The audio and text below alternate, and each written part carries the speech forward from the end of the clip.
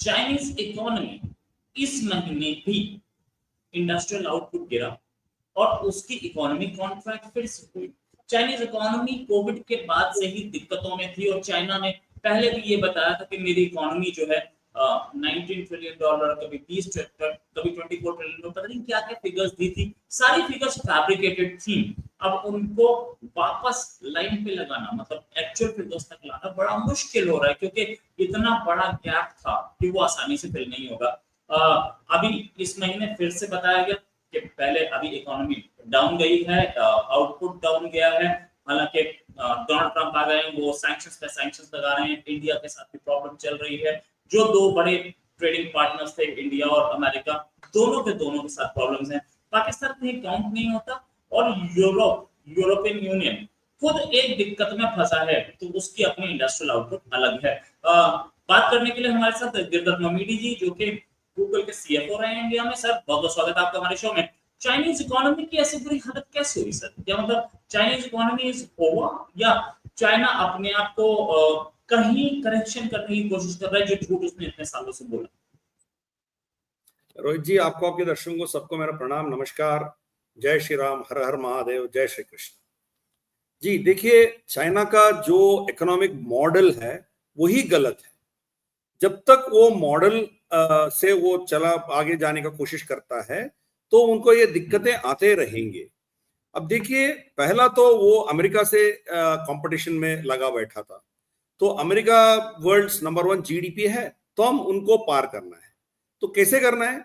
Obviously China को तो आप जानते हो, ये तो फर्जी नंबर्स डालते जाते हैं लोग, और इनके जितने भी इनके जो पॉलिसीज थे, इनके जो मेथोडोलॉजीज थे, वो सब फालतू के मेथोडोलॉजीज इस्तेमाल किया। लोगों से कोई लेना देना नहीं है, असलियत से कोई लेना देना नहीं है। अब इनके 25 या 30 ऐसे शहर है जहां एक भी आदमी नहीं रहता है। तो मतलब कंस्ट्रक्शन करते गया। जब आप कंस्ट्रक्शन कर रहे हो तो आपको सीमेंट चाहिए, ईंट पत्थर, ये सब चाहिए, पानी चाहिए, लिफ्ट के मटेरियल चाहिए, इलेक्ट्रिकल मटेरियल चाहिए, सैनिटरी मटेरियल चाहिए।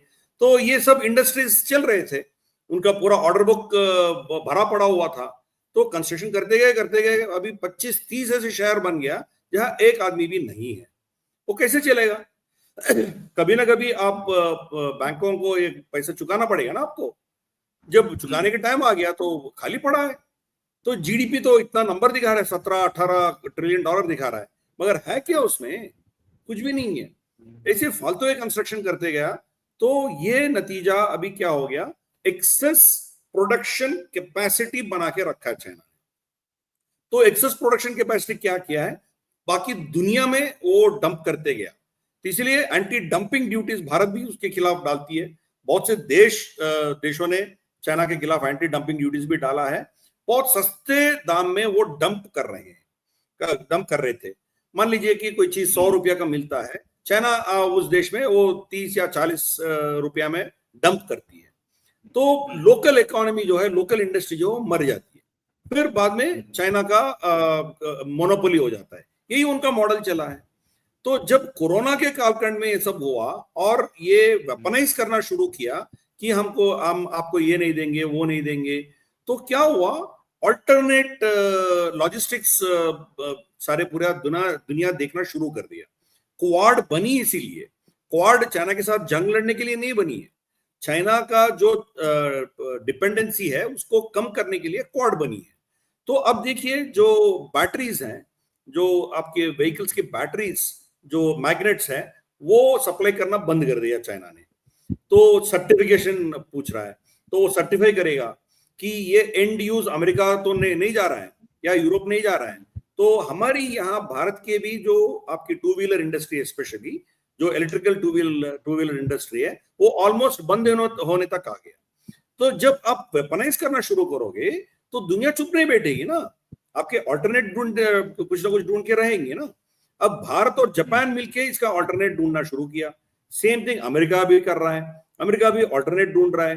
अब आपने देखा है तो फॉक्सकॉन इधर भारत में आ गया। इस साल पहली बार चाइना से ज्यादा प्रोडक्शन भारत में हुआ एक्सपोर्ट का। तो प्रोडक्शन तो है, मगर चाइनीज मार्केट के लिए वहां चाइना में प्रोडक्शन कर रहा है। दुनिया सप्लाई करने के लिए नया नया मॉडल भारत में बन रहा है। तो यही चीज होने जा रहा है, धीरे धीरे से चाइना से लोग हट रहे हैं। तो ये उनके इंडस्ट्री के आउटपुट के ऊपर असर पड़ रहा है। वो भी क्या है, ये लोग मतलब कुछ कंस्ट्रक्शन, फालतू के कंस्ट्रक्शन अब भी कर रहे हैं, इसीलिए कंस्ट्रक्शन इंडस्ट्री अभी भी 50 के ऊपर है। तो for information of our audience, 50 के नीचे जो ये नंबर होगा इसका मतलब है वो घट रहा है, 50 के ऊपर होगा तो इसका मतलब ये ठीक चल रहा है। तो ये परचेस मैनेजर्स इंडेक्स जो है वो 49.7 पे है, अभी 49.5 पे था मई में, जून में 49.7 में आ गया, थोड़ा बेहतरी हुई है, फिर भी 50 के नीचे है। तो ये चीज है इनके। तो धीरे धीरे से इनका जो एक्सेस कैपेसिटी है वो प्रेशर में आ रहा है, तो इसीलिए वो हर देश में डंप करना चाह रहा है। अजीत डोवल जब बीजिंग पहुंचा तो वांग यी का और अजीत डोवल का चर्चा और जो डिस्कशन हुआ, क्या होना चाहिए, सिक्योरिटी पे होना चाहिए, बॉर्डर पे होना चाहिए, डिसएंगेजमेंट के बारे में चर्चा होना चाहिए।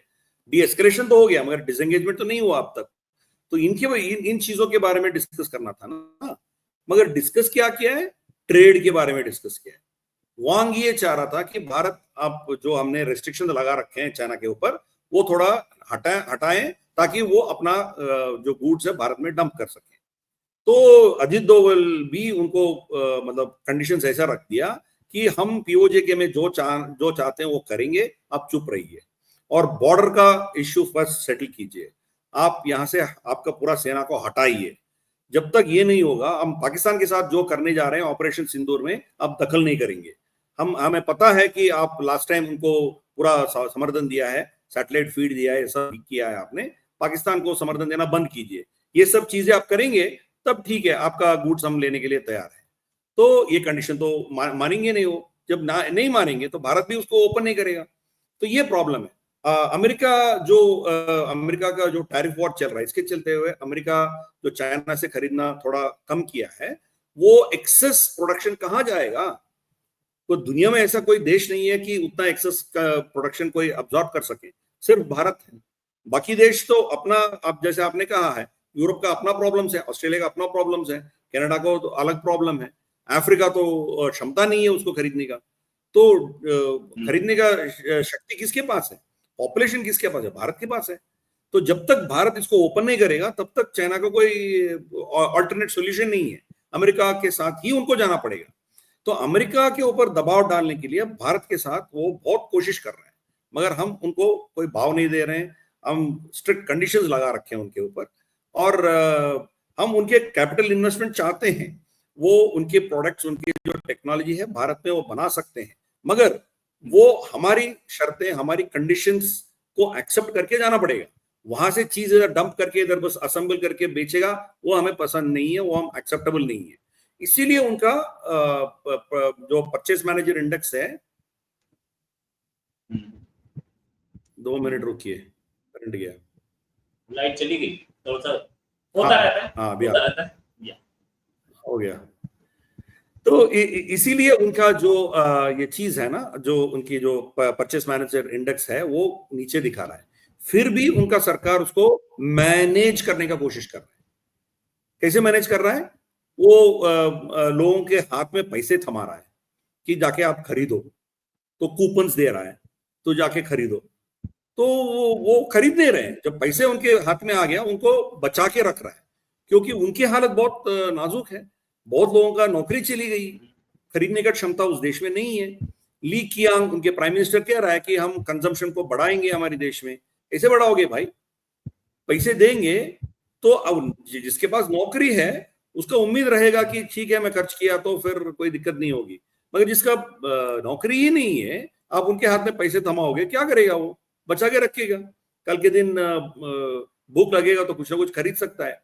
इसीलिए इनके जितने भी पॉलिसीज है सब फ्लॉप हो रहे हैं चाइना का, और इनके एक्सेस कैपेसिटी दुनिया में डंप करते करते अब दुनिया भी उनको वो डंपिंग को एक्सेप्ट नहीं कर रही है। तो ये हालत होगी चाइना का, इसीलिए थोड़ा वो मैनिपुलेट करेगा तो भी आगे नहीं जा पाएगा। और अमेरिका के साथ इनका जो अभी जो चल रहा है ट्रेड डील चल रहा है, वो उनके लिए बहुत इंपॉर्टेंट है। और अमेरिका भी अपना कंजम्पशन को वेपनाइज कर रहा है। वो भी कितना हद तक वो कर पाएगा। तो धीरे धीरे से China has to realise Bharat के साथ पंगा लेगा तो और ज्यादा नहीं जा पाएगा। इसीलिए उनके जो सोल्यूशन है, इनकी जो तकलीफों की सोल्यूशन है वो भारत है। जब तक वो ये समझेगा कि भारत को हम ऐसे की तैसी वी डोंट केयर, हम धमकी देके हम चाइना पाकिस्तान को इस्तेमाल करेंगे, बांग्लादेश को इस्तेमाल करेंगे। ये लोग बुलाया था ना, पाकिस्तान और बांग्लादेश दोनों को कुनमिंग में बुलाया कि हम तीनों मिलके सार्क का एक ऑल्टरनेट बनाएंगे। तो ये सब जब आप हरकत करोगे, भारत चुप नहीं बैठेगी ना, तो आपका ऑल्टरनेट क्या रहेगा अमेरिका के सिवा। तो ये प्रॉब्लम है चाइना का। चाइनीज इकोनॉमी, उनका मॉडल ही गलत है और जीडीपी के पीछे भाग रहा है। तो उनके बुलेट ट्रेन भी खाली चलता है, मगर बुलेट ट्रेन यहां से वहां तक गया है, वो जो चीज है वो उसके जीडीपी में इजाफा होता है। उसको बंद करेंगे तो जीडीपी का घाटा हो जाएगा। तो जीडीपी सोच सोच के वो लोग ये बकवास की मॉडल खड़ा कर दिया। उसका नतीजा आज देख रहे हैं। ली किचियांग जो मर गया, जो पिछले प्रधानमंत्री था, उनका सोच था कि हम स्ट्रीट वेंडर्स को प्रोत्साहन दें, जो ठेली वाले होते हैं ना, जो हमारे देश में होते हैं, उस इकोनॉमी पे हम जोर देना है ताकि लोगों को कुछ ना कुछ रोजगार मिले, वो अपना धंधा अब खुद चला सके। मगर शी जिनपिंग उसको नकार दिया, उसको खारिज कर दिया। वो कह रहा, वो उसका सोच है कि हम पूरे हमारे सड़कों को साफ रखना है, बड़े बड़े कंपनीज में हम इन्वेस्ट करेंगे, ये लोग जाके वहां नौकरी करेंगे। तो जब एक्सेस कैपेसिटी हो गया ना, वो उनका अपना कुछ धंधा चला पा रहे हैं, ना उनको नौकरी है। पूरा उनका रियल एस्टेट मार्केट बैठ गया, उनके एवरग्रांडे बहुत से कंपनीज पूरे बैठ गया, तो वहां की नौकरी चलेगी। रियल एस्टेट का मतलब क्या है, उसके अलाइड इंडस्ट्रीज पूरे ठप गया ना। बैंकिंग इंडस्ट्री गया, लोन देने के लिए इतना एजेंट्स नहीं चाहिए उनको। उनके जो बाकी मैन्युफैक्चरिंग, जो कंस्ट्रक्शन में जाने वाली जो मटेरियल है, वो इंडस्ट्रीज बैठ गया। तो इंश्योरेंस वाला बैठ गया, सब बैठ गया। तो शी जिनपिंग का और इनके सोच का जो अल्ट्रा कम्युनिस्ट सोच का जो चलते हुए कॉमन प्रॉस्पेरिटी का जो बकवास शी जिनपिंग ने चलाया, इसका नतीजा आज देख रहा है वो।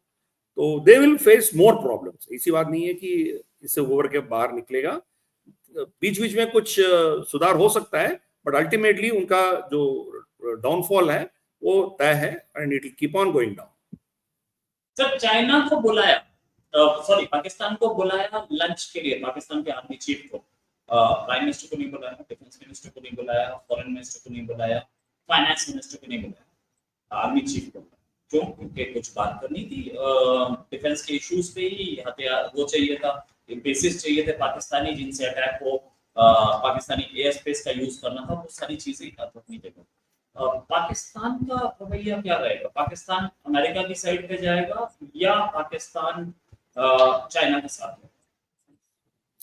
देखिए, पाकिस्तान समझता है कि हम दोनों को खेल रहे हैं, जो मतलब जहां हमें फायदा होगा वहां जाएंगे। वो तो बाजार में बैठी हुई और औरत जैसा है ना पाकिस्तान, जो उनको ज्यादा किराया देगा उसके साथ चला जाएगा। तो दोनों को खेल रहा है। तो कहीं ना कहीं ये खेल जो है वो कहीं ना कहीं उनको फंसाएगा। अब देखिए, जब अमेरिका गया था असीम मुनीर, उनका एक फोटो क्या आपने बाहर देखा है इनके साथ लंच करते हुए? एक फोटो नहीं है। तो मतलब क्या है, इतना जलील करके उसको भेजा है। तो वो पाकिस्तानी मीडिया तो इतना बड़ा चढ़ा के दिखा रहा है, देखो डोनाल्ड ट्रंप ने हमने बुलाया। भाई, आपका प्राइम मिनिस्टर को नहीं बुलाया, आपको बुलाया, और उनका नाम तक डोनाल्ड ट्रंप को याद नहीं है।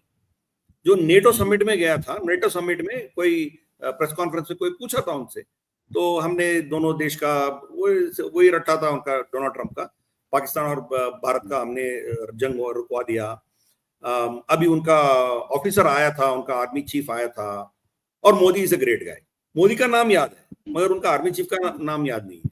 तो ये है उनका स्टेटस पाकिस्तानी आर्मी जनरल का। तो उनको इसीलिए बुलाया, और इनके साथ कुछ सिविलियन अटैचेस भी गए थे, उनके एम्बेसडर भी गए थे, सबको बाहर बिठा दिया। बस असीम मुनीर को अंदर बुलाया, पता नहीं क्या खिलाया, उसको खिलाया भी नहीं भी वो हमें पता नहीं है। तो फिर मगर गाली तो खाया है, वो तो हमें पता है। तो ये था कि हम एयर स्पेस इस्तेमाल करने जा रहे हैं। अब चुप रही है। तो उनको पता था कि ईरान के ऊपर हमला होने जा रहा है और ये पाकिस्तान पहुंचने से पहले वो हमला हो गया। तो एक पाकिस्तानी एयर स्पेस का ही इस्तेमाल हुआ, किसी देश का इस्तेमाल नहीं हुआ है। 37 आवर्स वो यूएसए से उड़ान भर के सीधा ये मतलब ईरानियन जो साइट्स थे उनको मार के फिर वापस चला गया और पाकिस्तानी एयर स्पेस बलूचिस्तान के ऊपर से गया। आप मैप देख सकते हो और फरदौर जाना हो तो आपको सीधा लाइन आपकी जो अरेबियन सी है वहां से सीधा पाकिस्तान बलूचिस्तान से ऊपर फरदौर तक जाएगा। तो वही इस्तेमाल किया और कुछ नहीं, किसी देश का कुछ नहीं है। तो वो चुप है। तो पाकिस्तान में भी अब इनके ऊपर प्रश्न उठाना शुरू हो गया ना कि आपने गिरवी रख दिया हमारे देश को, आपने क्या किया उधर, क्या फायदा है, क्या मिला है। शायद कुछ दिया होगा डोनाल्ड ट्रंप ने उसको भारत के खिलाफ लड़ने के लिए, कुछ F-16 का ये चाहिए, वो चाहिए, रडार चाहिए, शायद air to air missiles, beyond visual range missiles, कुछ तो पूछा होगा। तो उसको मिलेगा, जरूर मिलेगा, ऐसी बात नहीं है कुछ नहीं मिलेगा। मगर उनको खरी खोटी सुनाने के लिए और उनको बोला गया कि हम करने जा रहे हैं, उनके परमिशन के लिए नहीं बुलाया। इसीलिए कोई भी एक फोटो नहीं निकला, एक जॉइंट कम्युनिक नहीं आया, ना अमेरिका से आया ना पाकिस्तान से आया, एक फोटो नहीं आया और क्या अग्रीमेंट हुआ किसी को मालूम नहीं है। बस ये फिर वापस चला गया। ये सिचुएशन है, ये इनका औकात है पाकिस्तान का। इसीलिए मतलब हमने तो पहला सोचा था कि ये गलत हो रहा है, इनको क्यों बुला रहा है, पहलगाम में आतंक मचाने वाली ये शैतान को क्यों बुलाया।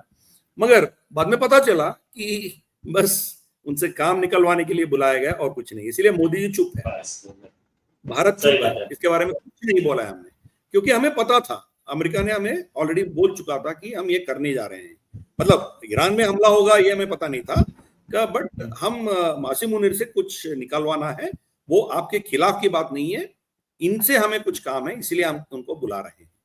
तो हम समझ गए थे कि ईरान में ये लोग कुछ करने जा रहे हैं, तो नॉर्मल सी बात है, समझ सकते हैं, इतने बुद्धू भी नहीं है हम। बट ठीक है, जो भी है।